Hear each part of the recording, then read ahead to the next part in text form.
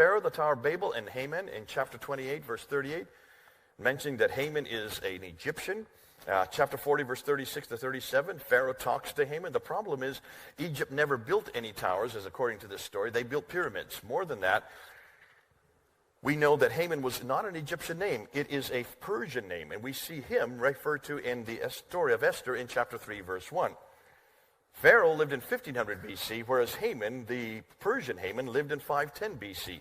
They never met each other because there was about 1,000 years between them. Now, God would not make these kind of mistakes. Man would. That's why I'm pointing these out to you, proving that this is all man-made.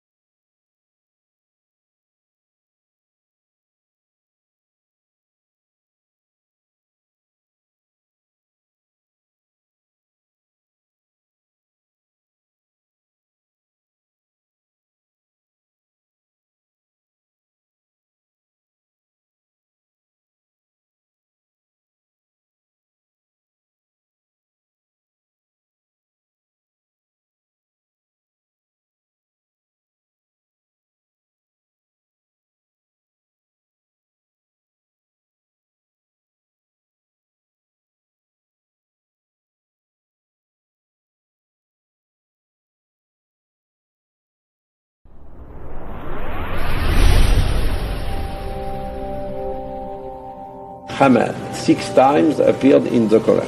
I visited famous specialists in hieroglyphs in Paris, and I told him I know a text which appeared during the 7th century of the Christian era. He knew perfectly well the Arabic language.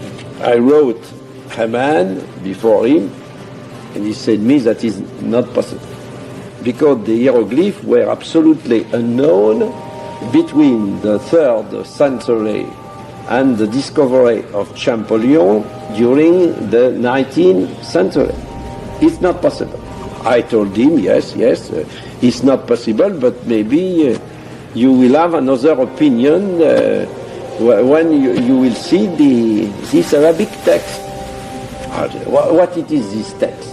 I told him, I want to, at first, that you tell me the meaning of Haman in hieroglyph. I said, Haman is a family name of the New Kingdom, and if you consult to the library of the Collège de France, the famous dictionary of the family name of the New Kingdom by a German author whose name is Ranke, you might find Haman.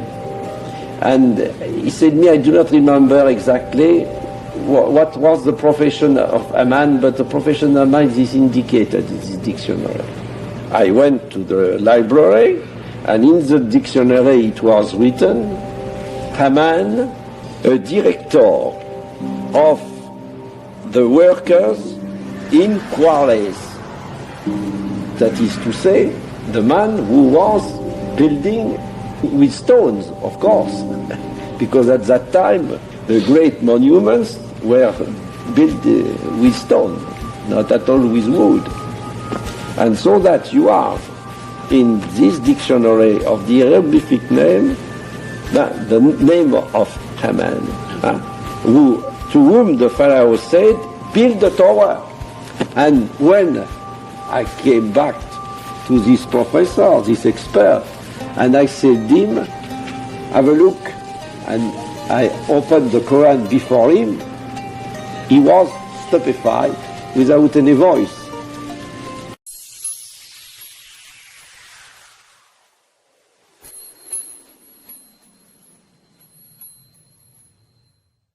Just a side note, the historicity of the Qur'an, the historical integrity of the Qur'an, Haman. You know who Haman is in the Qur'an? He's the minister, or one of the ministers of who? Of Pharaoh. Haman is mentioned in the Qur'an about 6 times. And Allah tells us about Haman that Pharaoh commanded him to build him a tower. Pharaoh commanded him to build him a tower. Now, is there a mention of a Haman in the Bible? Sure. Is there a mention of Haman building a tower? Sure. But the Haman in the Bible didn't work for Pharaoh. He worked for another king named Xerxes in the biblical book of Esther. So the biblical Catholic scholars in the 1600s, who were first getting into Orientalist studies, Islamic studies, they looked this thing up in the Qur'an and said, aha, we found a mistake in the Qur'an. Look, they're talking about Haman working under Pharaoh, while the book of Esther tells us that Haman worked under the king named Xerxes 1,000 years after the Pharaoh in Babylon, not even in Egypt, and he built them a tower. You ever heard of the story, the Tower of Babylon?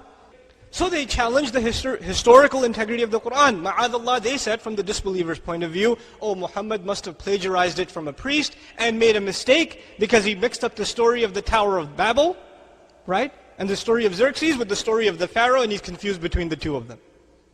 That's what he did. Misquotation in the Qur'an. What's really interesting is, in the late 1800s, the Catholic scholarship, the body of Catholic scholarship, unanimously denied the book of Esther as a valid source of history. They acknowledged their own book, that their own book, unanimously, is legend, just stories made up, names made up. The Jewish encyclopedia even now tells you the book of Esther has no historical value. None whatsoever.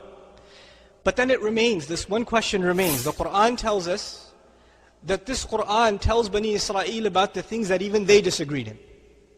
Even they disagreed in some stuff, and this Qur'an tells them. This speaker is giving this to you. He can't be the speaker then. This knowledge is coming from somewhere else. Now check this out. You know Maurice Bucquet is a famous Muslim who wrote Bible, Qur'an, and science? Before he got into that subject, he was a historian. He wanted to study Islamic history. When he came across this problem presented by Catholic priests, he did a little research. You see, what happened in the late 1800s was the Egyptian hieroglyphics were now being revived as a language, because hieroglyphics had died. About almost 2,000 years before the Prophet ﷺ, Egyptian hieroglyphics had died as a language. And they were revived by German and French scholars. The study is called Egyptology. They traveled to Egypt, they studied the hieroglyphics, and they developed a scheme of spelling those images and turning them into pronounceable words and all this stuff. Okay? It started about 120, 130 years ago. So they got into this study. And they made documentations of who the ministers that are mentioned in the documents of the Egyptians, what their roles were, etc., etc. Maurice travels to France, goes to an Egyptologist and asks him, by the way, in your records, did you see any name Haman? And he says, well, I wouldn't know, you have to go to Germany, but where did you get the name Haman? He said, well, there's a messenger, a man who claims to be a messenger, in the 7th century, who says that there was a minister of Pharaoh, whose name was what? Haman. And he told him to build a tower. He said, that's impossible. Nobody could have had access to any names from that time, because the language has already died at the Prophet's time for how long already? 2,000 years. So he travels to Germany to look up the names of different architects and constructors and ministers under the name, under the Pharaoh, specifically under the Pharaoh at the time of historical era of Musa a.s., of Moses. What does he find? Haman, minister of the stone quarries, construction. This name is discovered in the 1900s. They actually have a statue in Austria, I believe. Haman written on it underneath. They revived it from Egypt. His name is Haman in Austria. The statue is sitting there. Now we don't know for sure if that's the Haman of the Qur'an, but still the name exists. The fact that he's in charge of construction exists, and this is something they didn't have, but which speaker had? The Messenger of Allah, but actually the speaker is who then? Allah subhanahu wa ta'ala. What we do know, and what this suggests to me very clearly, is that this is not a book from God. This is not a book from any God that I know. We don't have these problems in the Bible like this. This is why it's beautiful when you have reference after reference in the Bible that talks about historical events. In fact, when you look at the Bible, we don't claim that it was eternally preserved or sent down, the Bible itself. And yet when you look at the Bible, we don't have these problems.